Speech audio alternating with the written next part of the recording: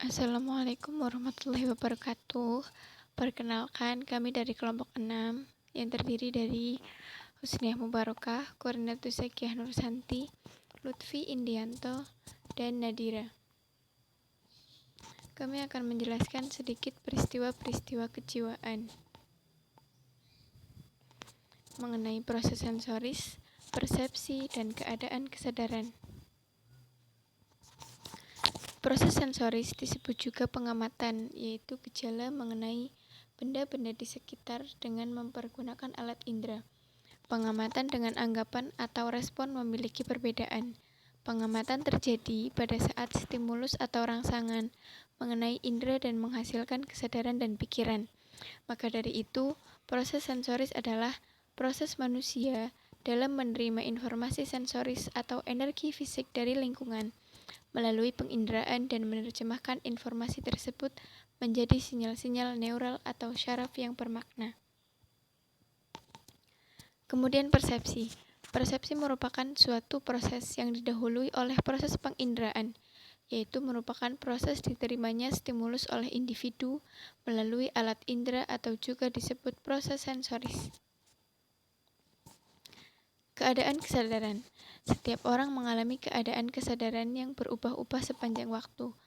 Kebanyakan psikolog, perubahan keadaan kesadaran akan terjadi bila terjadi perubahan dari suatu pola fungsi mental yang biasa menjadi ke suatu keadaan yang kelihatannya berbeda bagi orang yang mengalami perubahan tersebut. Memahami proses sensoris ada dua, yaitu penelitian dasar dan penelitian terapan.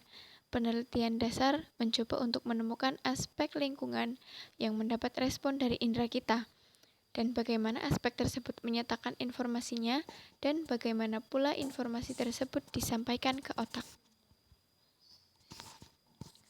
Beberapa faktor yang berperan dalam persepsi sebagai berikut. 1. Objek yang dipersepsi. Objek menimbulkan stimulus yang mengenai alat indera atau reseptor. 2. Alat indera, syaraf, dan pusat susunan saraf. Alat indera atau reseptor merupakan alat untuk menerima stimulus. Kemudian perhatian. Untuk menyadari atau untuk mengadakan persepsi, diperlukan adanya perhatian, yaitu merupakan langkah pertama sebagai suatu persiapan dalam rangka mengadakan persepsi. Terdapat dua perbedaan dasar antara dua macam kesadaran, yaitu kesadaran aktif. Kesadaran aktif yang menitik beratkan pada inisiatif dan mencari atau merencanakan berbagai kemungkinan di masa depan. Dikutip Deichmann, 1971.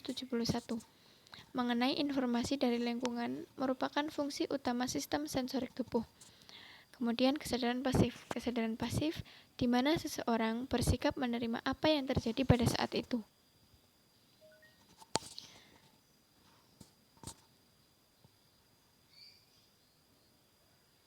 Sekian dari kelompok kami, kurang lebihnya mohon maaf.